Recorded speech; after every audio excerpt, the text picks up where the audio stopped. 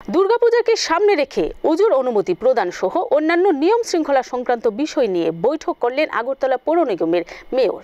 দুর্গাপুজোর সমাগত প্রায় ইতিমধ্যে বিভিন্ন ক্লাব পুজোর যাবতীয় উদ্যোগ গ্রহণ করতে শুরু করেছে।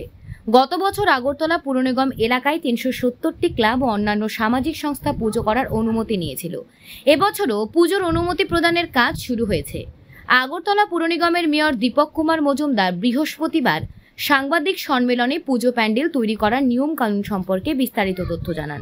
প্যান্ডেল তৈরির উচ্চতা সহ অন্যান্য নিয়ম নীতি মেনে পুজো করতে হবে বলে পুজো উদ্যোক্তাদের স্পষ্টভাবে জানিয়ে দেওয়া হয়েছে।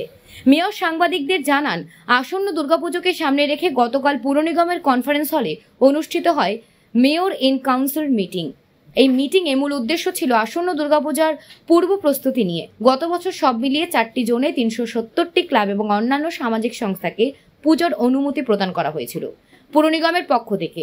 এবছর ইতিমধ্যে শুরু হয়ে গেছে রেজিস্ট্রেশনের কাজ।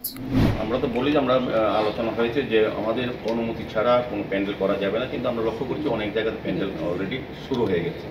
যাই হোক, যেগুলি শুরু হয়ে গেছে যদি নিয়ম অনুযায়ী হয় তাদের আমাদের কোনো আপত্তি থাকবে না। যদি ব্ল্যাক টপিংয়ের ভিতরে চলে আসে কোথাও কোনো প্যান্ডেল, তবে আমরা সরিয়ে দেবো। আমরা যারা করেছেন তাদেরকে বলবো যে ওই নিয়ম মেনে যদি করে থাকেন তাদের কোনো অসুবিধা হবে না। আর যারা করেননি এখনও করার ক্ষেত্রে ওই নিয়মটা মেনে করলে তাদের পক্ষে সুবিধা হবে, আমাদের পক্ষে কোনো রকম অসুস্থ পরিবেশে করতে হবে না। কারণ আমরা কিন্তু একটা সিদ্ধান্ত নিয়েছি ব্ল্যাক টপিংয়ের বাইরে প্যান্ডেল করতে হবে, গেট করতে হবে। গতবার আমরা অনেকগুলি গেট আমরা সরিয়ে দিয়েছিলাম। তো এটা এই পরিবেশ পরিস্থিতি তৈরি না হয়, এই কারণে আমরা আগাম আজকে আপনাদের মাধ্যমে সমস্ত উদ্যোক্তা জানিয়ে দিচ্ছি।